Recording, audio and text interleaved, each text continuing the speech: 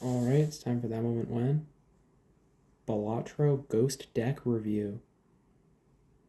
Yeah, technically, I have not finished everything doing with this deck, but I am not someone who generally cares about Gold Stake very much, and I've gotten 2 Gold Stake with it.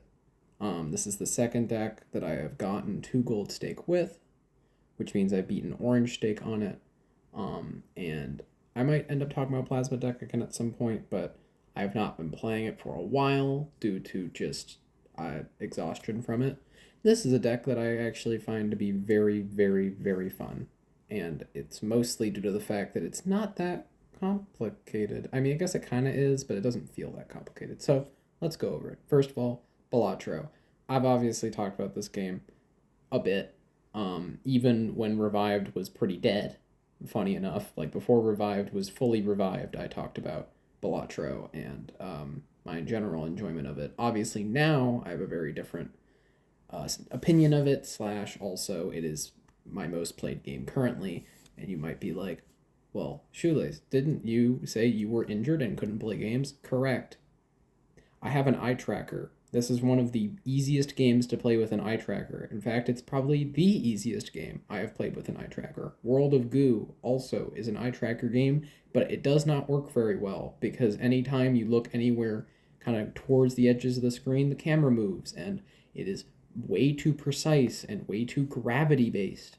Having a turn based game effectively, because Balatro is effectively a turn based non timer game, having that with an eye tracker, it's perfect. There are certainly minor inconveniences, um, like having to do I have to swap modes with my eyes to do like dragging and dropping, for example. But in terms of like clicking on everything and doing whatever, it is the most functional game that I have played with an eye tracker, and it is certainly probably the best one. I don't think there are many. Again, this is like one of the most fun games and addicting games, period.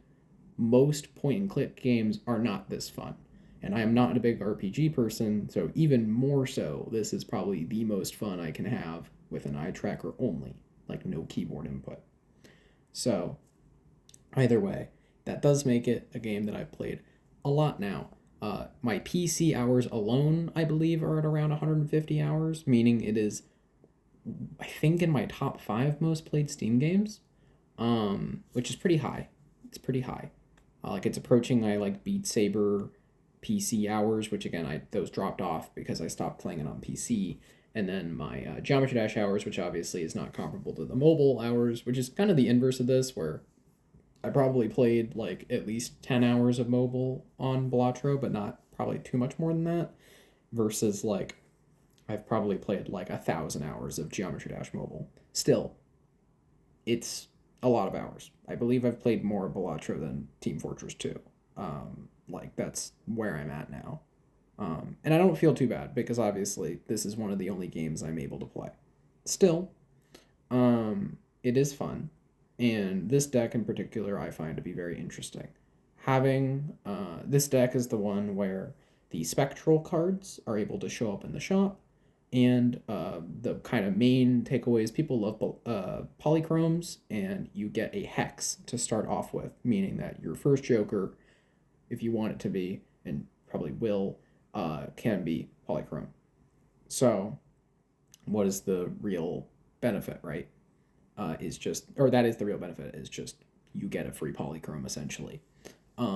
I have found that going for very weird ones to polychrome is actually not a bad idea. In fact, I have won almost every. I've had a winning streak with this on increasing the difficulty through Orange Stake. Like I think I've won the last 4-ish runs, 4 or 5 runs in a row, on this deck, purely just from polychroming like an econ joker most of the time. Like the last run I did that I won on Orange Stake, I grabbed an eternal, I think it was the to-do list. I did an internal to-do list with polychrome, and that got me through a ton of rounds. And then I comboed that with Green Joker and Bandit, and I think I ended up with also like a couple of ectoplasms and like a red. I ended up, I think actually like before I think I got red card like in Ante 8, but like it was more of like also with Odd Todd and uh the Hey Chad. There we go. But it was mostly for most of the run it was just Green Joker. Like the early game was Green Joker and um Bandit and uh this polychromed to-do list, which was very odd because it meant I was just kind of going for, praying it would show up with high card or something I could easily hit, and then just doing a bunch of hands, and until I got somewhere, and then I ended up getting a constellation. That was the other thing. I got a constellation, and wheel made it polychrome, so I ended up having both polychromes, and then I was just farming all these different levels of things. I was going for Pluto and going for high card. I was going for all this stuff, and I made it all the way up to like ante 10. Um, a game before that, I got like bootstraps and ended up getting like $960 in endless ante 10, and just kind of going for farming for money again. And that was, I think, when I had like a polychrome trading card or something ridiculous. Like I feel like this deck allows me to kind of just do whatever I want because the polychrome doesn't actually matter that much on what it is. The 1.5 times is just pretty helpful, especially with the later scaling. It's not the most helpful thing in the world, but it is helpful. I do find that the actual part of the like spectral showing up in shop is something I forget about a lot. It certainly can be helpful and it's very cool. Like I very much so like that it's in the deck, but it's not something I'm thinking about a lot. A lot of it is more of, hey, what is this first Joker that I'm gonna polychrome and build around? Because I'm not gonna want to remove it. Um, Obviously, there are times where that is to a loss, but I haven't had that in a while. So maybe due to luck, maybe due to whatever, it's been pretty smooth sailing with this deck. So I quite like it. I quite like it. I quite like having just a polychrome. I like that it's more of what it's built around. I like having the spectrals because you can just hold on to an immolate until you're like, whatever, and then you just pop it. I don't know. I find it to be very interesting. Also, just holding on to aura.